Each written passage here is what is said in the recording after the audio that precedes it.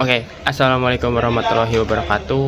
Perkenalkan, saya Ahmad Prawiro. Jadi di video kali ini saya akan membawakan presentasi mengenai pemilihan bibit sayuran terbaik menggunakan metode analitik hierarki proses atau yang kita kenal AHP. Dan ini adalah tugas besar di mata kuliah sistem pendukung keputusan, dan saya disuruh presentasi untuk pemilihan bibit terbaik sayuran. Nah, saya diminta untuk apa ya? Oh ya, menerapkan mengenai dengan metode AHP. Oke, lanjut. Jadi dari latar belakang, jadi begini teman-teman. Sektor pertanian tuh merupakan salah satu sektor yang strategis di Indonesia yang berkontribusi pada ketahanan pangan nasional. Salah satu komoditas penting adalah sayuran yang dikonsumsi setiap hari oleh masyarakat. Dan keberhasilan budidaya sayuran sangat ditentukan oleh kualitas bibit. Yang dipilih melalui bibit yang tepat akan meningkatkan produktivitas, ketahanan terhadap hama, serta nilai ekonomis hasil. Nah, di sini kita punya 4, yaitu pertanian, sayuran, bibit berkualitas, dan pilihan banyak. Kayak gitu. Nah, lanjut. Di rumusan masalahnya ada 4. 1. Bagaimana menerapkan metode AHP dalam pemilihan bibit sayuran terbaik. Kedua, kriteria apa saja yang menjadi pertimbangan. Yang ketiga, bagaimana hasil perhitungan AHP dapat menghasilkan peringkat alternatif. Dan yang keempat, bagaimana implementasi sistem dapat membantu petani dalam mengambil keputusan secara cepat dan akurat. Oke, lanjut. Jadi tujuan penelitian ini adalah satu, menerapkan AHP. Yang kedua, kita tujuannya adalah menentukan kriteria. Yang ketiga, menghitung bobot. Yang keempat, menguji konsistensi. Yang kelima, menentukan ranking. Yang keenam, mendukung keputusan. Oke, sebelum itu kita masuk ke landasan teori dulu, yang dimana mengenai pengertian SPK. SPK atau sistem pendukung keputusan adalah sistem berbasis komputer yang digunakan untuk membantu mengambil keputusan dalam memecahkan masalah semi terstruktur dan tidak terstruktur. SPK tidak menggantikan peran manusia, tetapi memberikan alternatif solusi berdasarkan data model dan analisis yang sistematis. Ada interaktif, adaptif, berbasis model, dan pendukung keputusan. Yang dimana tujuan SPK ini ada catatannya, yang dimana membantu manajer dan pengambilan keputusan menemukan solusi terbaik melalui pendekatan rasional terukur dan berbasis data. Lalu lanjut ke metode AHP, yang dimana metodenya adalah metode pengambilan keputusan multi kriteria yang dikembangkan oleh Profesor Thomas L. Satie pada tahun 1970-an. AHP memecah masalah kompleks menjadi struktur hierarki yang terdiri dari tujuan, kriteria, subkriteria, dan alternatif. Setiap elemen dibandingkan secara berpasangan menggunakan skala Satie 1:9. Kemudian dilakukan perhitungan bobot, prioritas, dan uji konsistensi. Ada 5 langkah, yaitu menyusun struktur hierarki, membuat matriks perbandingan, normalisasi dan menghitung bobot, menghitung konsistensi rasio, dan menentukan ranking alternatif terbaik.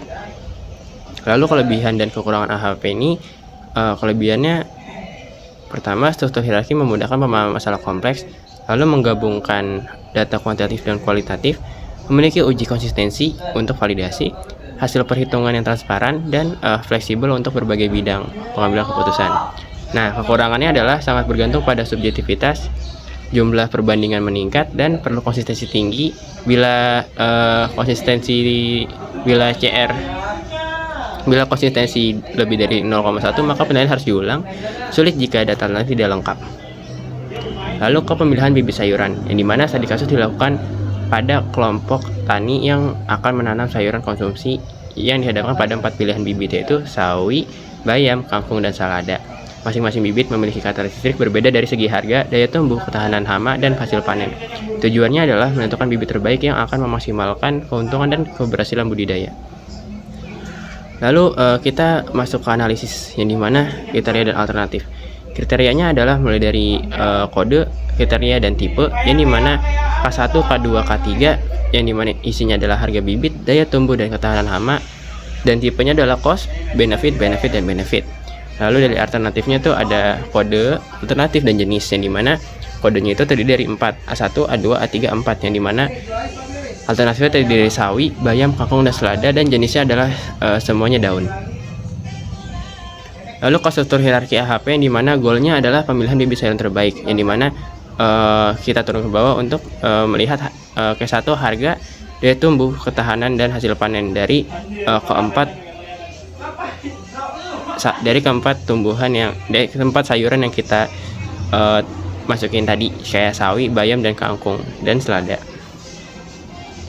Lalu dari metodologinya, skala Sati 1/9 digunakan untuk membandingkan kepentingan antar dua elemen secara berpasangan. Nilai 1 berarti dua elemen sama penting, sedangkan nilai 9 berarti satu elemen jauh lebih penting dibandingkan elemen lainnya. Nah, di sini ada tabel yang dimana nilai dan keterangan, yang dimana kalau 1 itu kedua elemen sama penting, 3 sedikit lebih penting, 5 lebih penting, 7 sangat lebih penting, 9 mutlak lebih penting, 2, 4, 6, 8 itu adalah nilai tengah atau kompromi, dan 1/n itu adalah nilai kebalikan, resiprokal. Lalu dalam perhitungannya, matriks perbandingan kriteria, matriks perbandingan berpasangan antar kriteria berdasarkan penilaian pakar, yaitu dari kriteria K1, K2, K3, K4 itu ada K1 harga, K1 K2 daya tumbuh, K3 yang ketahanan lama, K4 hasil panen. Dan isinya adalah dari harga tuh 1, 2, 3, 4, dan dari daya tumbuh 0,5, 1, 2, 3, dari ketahanan lama 0,33, 0,50, 1, 2, dan keempat hasil panen 0,25, 0,33, 0,50, dan 1. Jadi nilai referensial ini otomatis jika K1 versus K2 maka sama dengan 2, maka K2 versus 1 sama dengan 1 dibagi 2 adalah 0,5, kayak gitu. Dan juga kita selanjutnya ke total kolom matriks, yang dimana jumlah setiap nilai pada kolom matriks perbandingan adalah 1, 2, 3, 4. Di K2 itu 0,50, 1, 2, 3, dan K3 0,33, 0,50, 1, 2, dan K4 0,25, 0,33, 0,50, dan 1. Yang dimana total ini digabungkan dari urutan di K1 atas ditambah ke bawah gitu. Nah, di sini kan 1 itu karena nilai paling kecil, nilainya tuh sama, paling kecil. Jadi nilainya sama karena K1 sama K1 adalah sama, jadi nilai 1. K2 nilai sama jadi 1, K3 sama jadi nilai 1, ini 1. Nah, ini tuh kenapa ini bisa 2? Karena 1 dibagi 0,50 ini, jadi hasilnya adalah 2, dan seterusnya. Jadi secara singkatnya ini tuh tabel ini saling berhubungan gitu, kayak gitu, sama lah kayak yang awal ini kan, pokoknya mereka saling terhubung. Oke, lanjut. Selanjutnya ada normalisasi matriks, yang dimana setiap elemen dibagi dengan total kolom AIJ garis miring sigma kolom J, yang dimana hasilnya adalah dari K1 itu menghasilkan 0,480, 0,522, 0,462, dan 0,400. K2 nya adalah 0,240, 0,261, dan 0,308, dan 0,300. Yang dari K3 0,160, 0,130, 0,154, dan 0,200. Keempatnya 0,120, 0,87, dan 0,77, dan 0,100. Jadi semua kolom ini jumlahnya adalah 1, matriksnya telah ternormalisasi. Oke, lanjut ke bobot prioritas, yang dimana eigenvektor. Jadi bobot rata-rata matriks yang kita normalisasi.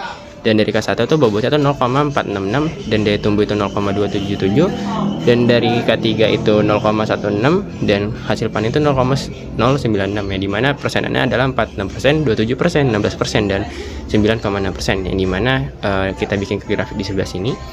Oke. Lalu lanjut ke konsistensi indeks dan rasio, yang dimana ini adalah rumusnya Amex, yang dimana sigma dari total kolom itu dikali bobot sama dengan 4000 0,031, dan dimana konsistensi indeksnya tuh ngambil dari MX ini, lalu dengan nilai ini N, lalu N dikurang 1. Contohnya adalah 4000 0,31 dikurang 4 lalu dibagi 3 sama dengan 0,010. Nah, konsistensi rasionya adalah CR sama dengan CI dibagi RI, yang dimana 0,010 tadi dibagi 90. Nah, yang hasilnya adalah 0,0111. Nah, tabel random index ini nih masuk dalam sini nih. Kenapa dibagi 4? Karena 0,90, makanya ini 0,10 dari sini, kayak gitu. Lalu status konsistensinya adalah 0,11 dan kita karena di bawah 0,10 jadi konsisten gitu. Kurang dari 0,10 karena ini 0,011 jadi dianggap konsisten karena nilai rasionya adalah kurang dari 0,1, maka penilaian perbandingan berpasangan dinyatakan konsisten dan dapat dilanjutkan ke perhitungan ranking alternatif dengan max-nya 4000, CI-nya 0,10 dan CR-nya 0,011 kayak gitu. Lalu ini data alternatif yang dimana nilai bobot tipe alternatif untuk setiap hasil normalisasi adalah dari sawi ini K1-nya adalah 0,380, K2-nya 350, K3 400 dan K4-nya 330 dan seterusnya, yang dimana setiap kolom telah dinormalisasi sehingga total perkiraan adalah 1 kayak gitu. Lanjut ke perhitungan ranking yang dimana rumusnya ada di atas ini, K1 dikali 0,46 tadi yang di tabel sebelumnya. Lalu ini hasilnya di bawah sawi dan totalnya adalah 0,370, 0,263 dan 0,233 dan 0,135. Skor tertinggi diperoleh oleh sawi 0,370. Yang dimana alternatif terbaiknya adalah sawi dengan skor hasil 0,370, lalu diikuti oleh bayam, kangkung dan salada. Lalu dalam implementasi Excel-nya, HAP itu langsung di Microsoft Excel menggunakan formula sederhana. Contohnya sum untuk menunjukkan kolom metrik perbandingan, sel dan atau sum proses normalisasi metrik, average untuk menghitung bobot prioritas, dan subproduk untuk menghitung soal akhir, dan ring menentukan peringkat akhir. Nah, seperti ini contohnya rumusnya kalau di Excel kayak gitu. Lalu dari suatu database dari implementasinya, ini adalah tabel kriteria, tabel alternatif, tabel perbandingan, tabel penilaian, tabel hasil, dan tabel user yang dimana isinya teman-teman bisa lihat terlebih dahulu. Gampangnya bisa dilihat oleh teman-teman gitu. Nah, lalu di IRD database-nya kayak gini teman-teman. Jadi tuh TB penilaiannya itu menghubungkan alternatif dikali dengan kriteria yang dimana kriteria ini turun ke tabel perbandingan dan alternatif turun ke tabel hasil gitu. Lalu dalam sistem SPK berbasis web, sistem SPK dibangun berbasis untuk memudahkan akses oleh petani dan stakeholder. Pengguna dapat memasukkan data, melakukan perhitungan HP otomatis, dan melihat hasil ranking secara real time. Nah, teknologi yang dipakai itu mungkin kebanyakan HTML, CSS, dan JavaScript.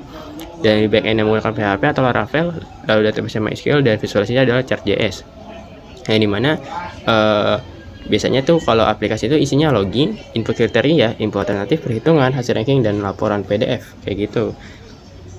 Lalu di analisis hasil perhitungan HP menunjukkan bahwa sawi menempati posisi terbaik dengan skor 0,370, mengunggul di alternatif lainnya. Faktor utama yang membuat sawi unggul adalah harga yang kompetitif. K1 sama dengan 460% bobot tertinggi serta ketahanan terhadap hama yang baik. Hasilnya sejalan dengan kondisi lapangan.